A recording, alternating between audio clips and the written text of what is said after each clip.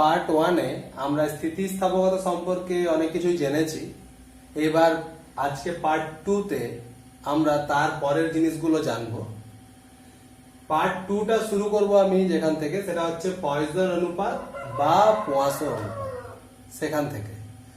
তো তার আগে যদি ফার্স্ট পার্টটা না দেখা হয়ে থাকে কারো, তাহলে তাকে আমি ফার্স্ট পার্টটা দেখে নেওয়ার জন্য রিকোয়েস্ট করছি, তাহলে সেক্ষেত্রে সেকেন্ড পার্টটা বোঝার সুবিধা হবে। এটা নতুন একটা ধ্রুবক।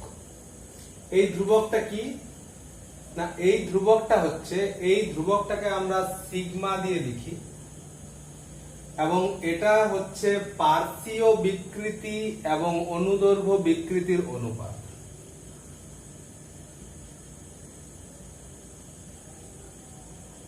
পার্শ্বীয় বিকৃতি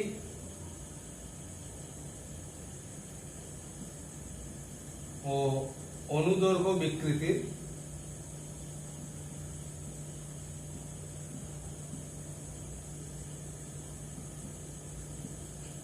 অনুপাত কিরকম? ধরে নাও যদি এইরকম একটা কোনো জিনিস থাকে, যখনই এটাকে আমরা টেনে লম্বা করব তখন এটা কি হয় না, এটা একটু এইরকম ভাবে সরু হয়ে যায়।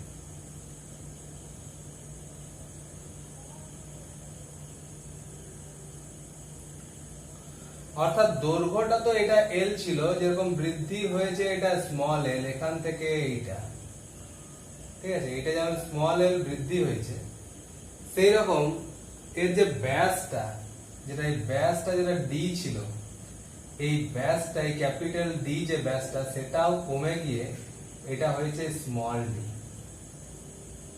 অর্থাৎ আমরা চাই বা না চাই, দৈর্ঘ্যটা টেনে বৃদ্ধি করলেই সঙ্গে সঙ্গে তার প্রস্থটাও বা তার ব্যাসটা বলতে পারে যে কমে আসছে। তো এখানে পার্শ্বীয় বিকৃতি বলতে অনুদৈর্ঘ্য বিকৃতির সঙ্গে 90 ডিগ্রিতে যে বিকৃতি হয় সেটাকে পার্শ্বীয় বিকৃতি হিসেবে বলা হচ্ছে। পার্শ্বীয় বিকৃতি বলতে এখানে কি আসছে, এই যে ব্যাসের যে পরিবর্তন।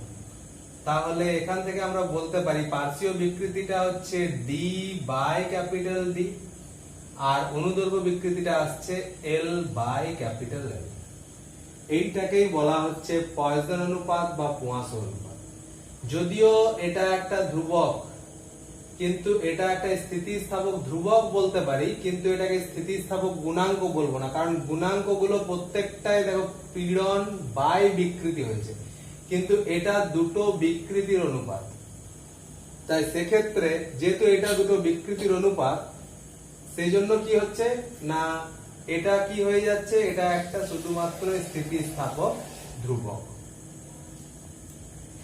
এই স্থিতিস্থাপক ধ্রুবকের তাত্ত্বিক মান যেটা, অর্থাৎ যেটা এর মান থিওরিটিক্যাল বেসিসে হয়, সেটা হয় -1 থেকে +½ পর্যন্ত। কিন্তু এটার ক্ষেত্রে কি হচ্ছে, -1 থেকে +½ পর্যন্ত তাত্ত্বিক মান হলেও অ্যাকচুয়াল মানটা কত হয়, এটা হয় 0 থেকে +½ পর্যন্ত।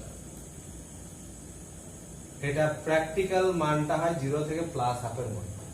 কারণ এই ঋণাত্মক মান, পয়জন অনুপাতের যে ঋণাত্মক মান, এটা তখনই পাওয়া সম্ভব যখন দৈর্ঘ্যের প্রসারণ হওয়ার সাথে সাথে কোনো একটা জিনিস চওড়াও হবে। অর্থাৎ পার্শ্বীয় ক্ষেত্রেও তার প্রসারণ হবে এবং দৈর্ঘ্যের ক্ষেত্রেও প্রসারণ হবে, কিন্তু এটা নরমালি আমরা দেখতে পাই না। সো বাস্তব ক্ষেত্রে এটা 0 থেকে +½ এর মধ্যে হয়, কিন্তু তাত্ত্বিক ভাবে বা থিওরিটিক্যাল ভাবে এটা -1 থেকে +½ এর মধ্যে এর মান হয়। এটা শুধুমাত্র উপাদানের উপর নির্ভর করে, এটা শুধুমাত্র কোন উপাদানের তৈরি এই বস্তুটা তার উপর নির্ভর করে। আমরা ইতিমধ্যে শিখেছি কি না, ওয়াইটা হচ্ছে ইয়ং গুণাঙ্ক, কেটা হচ্ছে আয়তন বিকৃতি গুণাঙ্ক, সিগমাটা পোয়াসো অনুপাত বা পয়জন অনুপাত, আর এনটা হচ্ছে দৃঢ়তা গুণাঙ্ক। তো এখানে ওয়াই, কে আর সিগমার মধ্যে একটা সম্পর্ক হচ্ছে, আবার এখানে ওয়াই, এন আর সিগমার মধ্যে একটা সম্পর্ক আছে। এইবার এই দুটো সম্পর্কই, এটাকে যদি 1 নাম্বার সমীকরণ আর এটাকে যদি আমরা 2 নাম্বার সমীকরণ দিয়ে দিই, তাহলে এই জায়গায় দুটোই যেহেতু y এর সঙ্গে সমান, তাহলে বাঁ দিকগুলো সমান হয়, আমি ডান দিকগুলোকে সমান করতে পারি। তাই লিখতে পারি 2n into 1 plus sigma সমান কত চলে আসছে 3k into 1 minus 2 sigma। তাহলে এবার যদি আমি এদিকে নিয়ে আসি 2n by 3k সমান কত চলে আসছে 1 minus 2 sigma by 1 plus sigma।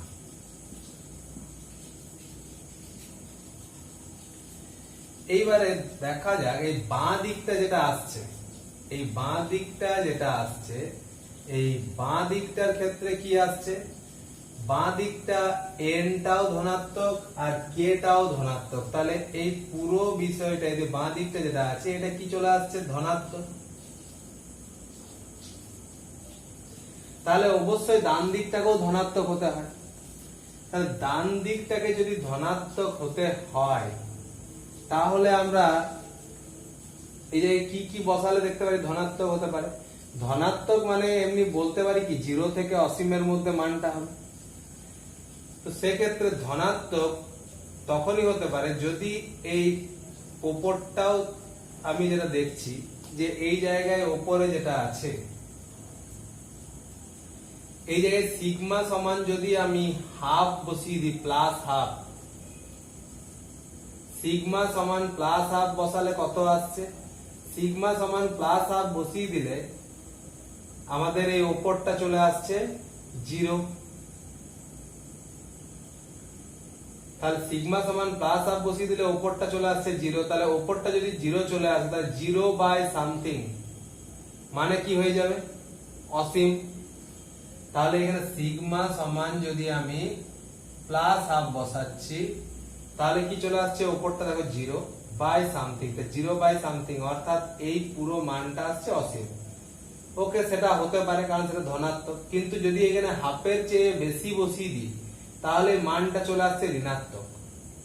তাহলে নিশ্চয়ই হাফের চেয়ে বেশি হতে পারে না, তাহলে সিগমার ম্যাক্সিমাম ভ্যালুটা হলো প্লাস হাফ। আবার যদি এখানে আমি -1 বসাই সিগমার জায়গায়, নিচে যদি সিগমার জায়গায় আমি -1 বসাই, তাহলে কি চলে আসছে নিচেটা শূন্য চলে আসছে এবং উপরটা কত চলে আসবে মাইনাস, এখানে হয়ে গেলে এটা প্লাস হয়ে যাবে, তাহলে 3 চলে আসবে, 3 বাই নিচে চলে আসবে 0। তাহলে সামথিং বাই 0 মানে চলে আসবে অসীম। তাহলে আগেরটাতে হলো 0 বাই সামথিং মানে হয়েছিল কি 0, আর এটা সামথিং বাই 0 মানে চলে আসছে কি অসীম। তাহলে অসীম এটাও ধনাত্মক, তাহলে সেক্ষেত্রে সিগমা -1 পর্যন্ত আমি নিতে পারি। কিন্তু যদি সিগমাটাকে -1 এর থেকে বেশি নিই, তখন নিচেটা ঋণাত্মক হয়ে যাবে। তাহলে নিচেটা যদি ঋণাত্মক হয়ে যায়, তাহলে এই পুরো জিনিসটাই ঋণাত্মক হয়ে যাবে, কারণ উপরটা তো প্লাস চলে আসছে। তাহলে আমরা এখান থেকে দেখতে পাচ্ছি যে হ্যাঁ, সিগমা যেটা তাত্ত্বিক মান বলা হয়েছিল -1 থেকে প্লাস হাফ, সেটা আমরা এই সম্পর্ক থেকে দেখতে পাচ্ছি যে হ্যাঁ, সিগমা -1 এর থেকে ছোট নেওয়া যাবে না, অর্থাৎ -1 less than sigma less than plus half, এগুলোতে ইকুয়াল দেওয়া যেতে পারে। সিগমাটা -1 এর থেকে বড় হবে, আর কি হবে না প্লাস হাফের থেকে ছোট বা ম্যাক্সিমাম তার সমান হতে পারে। তাহলে এটা আমরা এইখান থেকে প্রমাণ করতে পারি এই সম্পর্কটা। অনুদৈর্ঘ্য বিকৃতিতে যদি আয়তন স্থির থাকে, অনুদৈর্ঘ্য বিকৃতি হওয়ার ফলে যদি আয়তন স্থির থাকে, তাহলে সেই অবস্থায় পয়জন অনুপাতের মান কত হবে সেটা আমরা কিভাবে বার করতে পারি। আমরা ধরে নিই এই চোঙাকৃতি পদার্থ, এর ক্ষেত্রে আমি যদি ধরে নিই যে এর দৈর্ঘ্যটা হচ্ছে L, আর ব্যাসার্ধটা যেটা আছে সেই ব্যাসার্ধটা যদি চলে আসে R, ঠিক আছে, তাহলে এর আয়তনটা কত হবে, আয়তন V সমান হয়ে যাবে পাই R স্কয়ার L। এখন আমি যদি এটাকে ডেরিভেটিভ করে ডিভি লিখি তাহলে সেটা সমান কি লিখতে পারবো, এখান থেকে লিখতে পারবো পাই আর স্কয়ার, এই দুটো ইনটু আকারে আছে, তাহলে ডিএল প্লাস পাই এল টু আর ডিআর, যেখানে ডিভিটা হচ্ছে কি না আয়তনের পরিবর্তন, ডিএলটা হচ্ছে দৈর্ঘ্যের পরিবর্তন, আর ডিআরটা হচ্ছে ব্যাসার্ধের পরিবর্তন। পরিবর্তন কোনটা বৃদ্ধি কোনটা হ্রাস এসব কিছু এখানে বলিনি, পরিবর্তন। এইবারে যেহেতু আয়তন স্থির বলেছি, তাহলে আয়তন স্থির অর্থাৎ ডিভি ইকুয়াল টু কি হবে, শূন্য। তাহলে ডিভি ইকুয়াল টু যদি শূন্য হয় তাহলে এখান থেকে বলতে পারি পাই আর স্কয়ার ডিএল প্লাস পাই এল টু আর ডিআর সমান শূন্য। তাহলে এখান থেকে কি করা যেতে পারে যে পাই আর স্কয়ার ডিএল সমান মাইনাস পাই এল টু আর ডিআর, দুদিক থেকে পাই বাদ দেওয়া যায়, এখানে একটা আর এখানে একটা আর বাদ দেওয়া যায়, তাহলে আর ডিএল ইকুয়াল টু আসছে 2l dr। ঠিক আছে, এখান থেকে dl বাই l করি, এদিক থেকে l টা নিয়ে আসি, সমান এখান থেকে কি আসছে মাইনাস 2 dr বাই r, আরটা করে নিয়ে গেলাম। তাহলে এই জায়গা থেকে কি হচ্ছে যে যদি আমি এইরকম করি মাইনাস ডি আর বাই আর, অর্থাৎ এইদিকে মাইনাস ডি আর বাই আরটা রাখলাম, এইটাকে ওর নিচে নিয়ে গেলাম কিন্তু লিখছি বাঁ দিকে, ডান দিকে নিয়ে গেছি কিন্তু লিখছি বাঁ দিকে, ডি এল বাই এল, সেটা সমান কত চলে আসবে, এইটার দিকে যখন এটা নিয়ে গেছি তাহলে এইটা এইদিকে চলে আসবে, সেটা সমান চলে আসবে তাহলে হাফ। আর এই যে জিনিসটা পেয়েছি এটাই তো হচ্ছে আমার পয়জন অনুপাত সিগমা, কারণ এইটা হচ্ছে পার্শ্বীয় বিকৃতি বা এটা হচ্ছে অনুদৈর্ঘ্য বিকৃতি, কারণ ব্যাসের পরিবর্তনের সাথে ব্যাসের যে অনুপাত সেটাই হবে ব্যাসার্ধের পরিবর্তনের সাথে ব্যাসার্ধের অনুপাত, তাই এটা হচ্ছে পার্শ্বীয় বিকৃতি, এটা অনুদৈর্ঘ্য বিকৃতি। এই মাইনাস সাইনটা এই জন্য যে দৈর্ঘ্য বৃদ্ধি পেলে প্রস্থ যেটা আছে ব্যাসার্ধটা সেটা তো হ্রাস পাবে, তাই এটা মাইনাস, সিগমা সমান প্লাস আর। তাহলে সিগমা সমান প্লাস আর কখন আসে, যদি অনুদৈর্ঘ্য বিকৃতি ঘটে কিন্তু আয়তন স্থির থাকে তাহলে, সেক্ষেত্রে প্রমাণ করা যায় সিগমা সমান প্লাস। এবার দেখেনি স্থিতিস্থাপক স্থিতিশক্তি, স্থিতিস্থাপক স্থিতিশক্তি এটা বার করার জন্য আমরা কি করছি, একটা দণ্ড নিয়ে নিয়েছি যার দৈর্ঘ্য হচ্ছে এল এবং প্রস্থচ্ছেদের ক্ষেত্রফল হচ্ছে আলফা। এবার এর উপর এফ বল প্রয়োগ করা হয়েছে, তার ফলে তার দৈর্ঘ্য বৃদ্ধি হয়েছে এল। এর ফলে কি হবে, একটা প্রত্যান্বয়ক বলের উপর কাজ করবে। এইবারে যখন এখানে জাস্ট দৈর্ঘ্য বৃদ্ধিটা শূন্য, অর্থাৎ যখন এলটা শূন্য, অর্থাৎ দৈর্ঘ্য বৃদ্ধি হয়নি বিকৃতি হয়নি, তাহলে সেখানে কি প্রত্যান্বয়ক বল থাকবে, থাকবে না, তাহলে সেক্ষেত্রে এফটা হবে শূন্য। আবার যখন দৈর্ঘ্য বৃদ্ধিটা যেটা সেটা এলটা কি হয়ে যাবে, একদম কমপ্লিট হয়ে যাবে, অর্থাৎ এল এর সাথে সমান হয়ে যাবে, তখন প্রত্যান্বয়ক বলটা কত হবে না এই প্রযুক্ত বলটার সঙ্গে সমান হবে, তাহলে সেক্ষেত্রে এফ সমান কত চলে আসবে, এফ। তাহলে আমরা বলতে পারি যে এই যে দৈর্ঘ্য বৃদ্ধিটা যখন ঘটেছে, অর্থাৎ শূন্য থেকে আস্তে আস্তে আস্তে বেড়ে যখন এটা এল দৈর্ঘ্য বৃদ্ধি ঘটেছে, সেই সময়টাতে বলটাও শূন্য থেকে বাড়তে বাড়তে এফ হয়েছে, তাহলে বলটা পরিবর্তন হয়েছে। তাহলে বলটা যদি পরিবর্তন হতে থাকে তাহলে আমরা একটা কি গড় বল বার করতে পারি, তাহলে গড় বল কত হবে, শূন্য প্লাস এফ বাই টু, অর্থাৎ চলে আসবে কত এফ বাই টু। এটা চলে আসছে গড় বল। এইবারে এই গড় যে প্রত্যান্বয়ক বল তার বিরুদ্ধেই তো এই বস্তুটাকে টেনে এতটা লম্বা করা হয়েছে, তাহলে কৃতকার্যটা কত চলে আসবে? কৃতকার্য যেটা ওই বলের বিরুদ্ধে সেটা চলে আসবে কি ওই বল ইনটু সরণ, তাহলে এফ বাই টু গড় বল ইনটু সরণ কত এল, তাহলে F by two into L, এইটা চলে আসবে কৃতকার্য। এই বলের মানটা আমরা কিভাবে বার করব? আমরা কি জানি এই যে বস্তুটা তার যদি ইয়ং গুণাঙ্ক হয় y, তাহলে এই ক্ষেত্রে আমরা কি লিখতে পারবো? এফ বল, ক্ষেত্রফল আলফা, দৈর্ঘ্য বৃদ্ধি এল আর প্রাথমিক দৈর্ঘ্য ক্যাপিটাল এল, তাই লিখতে পারবো এফ বাই আলফা সমান কত চলে আসছে small L by capital L. তাহলে এই জায়গা থেকে আমরা লিখতে পারি y equal to F into capital L by L into alpha. তাহলে এই জায়গা থেকে আমি যদি এখান থেকে যদি আমি এফ এর ভ্যালু বার করি, তাহলে এফ ইকুয়াল টু কি চলে আসবে y L alpha by capital L. ওই এফ এর মানটা যদি আমি এখানে বসিয়ে দিই তাহলে কৃতকার্যটা কত বেরিয়ে আসবে? কৃতকার্যটা যেটা বেরিয়ে আসবে সেটা হচ্ছে y small L alpha by capital L, নিচে একটা 2 আছে তাহলে সেটা 2 ইনটু একটা স্মল এল আছে সেটা। তাহলে কৃতকার্য সমান কত চলে এলো? y L alpha into small L by 2l। তাহলে এখান থেকে এটা করে রেখে নিলাম y L square alpha by twice L, y L square alpha by twice.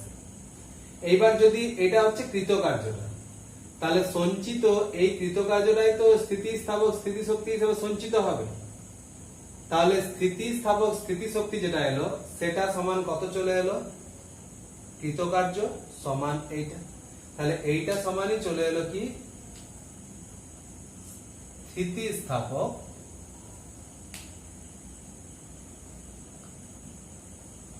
স্থিতিশক্তি। এবারে আমাদের একক আয়তনে স্থিতিস্থাপক স্থিতিশক্তি বার করতে হয়, তাহলে সেটা সমান কত আসবে? একক আয়তন অর্থাৎ কি হলো না এখানে কৃতকার্য বাই আয়তন, তাহলে W বাই আয়তন বলতে কত চলে আসবে? আলফা প্রস্থচ্ছেদের ক্ষেত্রফল আলফা ইনটু দৈর্ঘ্য হচ্ছে এল, তাহলে আলফা ইনটু এল। তাহলে এইটার সঙ্গে আমরা যেটা করতে পারি, এটা কত ছিল y L square alpha by twice L into আমি এখানে লিখে দিই 1 বাই আলফা এল, কারণ আলফা এলটা নিচে ছিল। আলফা আলফা কেটে যাবে, তাহলে হয়ে যায় কত y L square by twice capital L square. তাহলে এখান থেকে লেখা যায় কি half into y into L by L এর হোল স্কয়ার।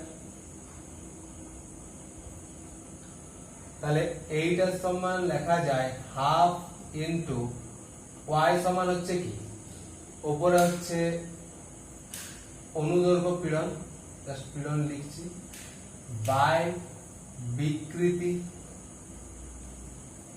আর এটা হচ্ছে কি বিকৃতির স্কয়ার হোল স্কয়ার। তাহলে একটা বিকৃতি এখানে স্কয়ারের সাথে কেটে গেলে লেখা যায় কি হাফ ইনটু পীড়ন ইনটু বিকৃতি। অর্থাৎ একক আয়তনে সঞ্চিত স্থিতিস্থাপক স্থিতিশক্তি, সেটা সমান হচ্ছে কি হাফ ইন্টু পীড়ন ইন্টু বিকৃতি।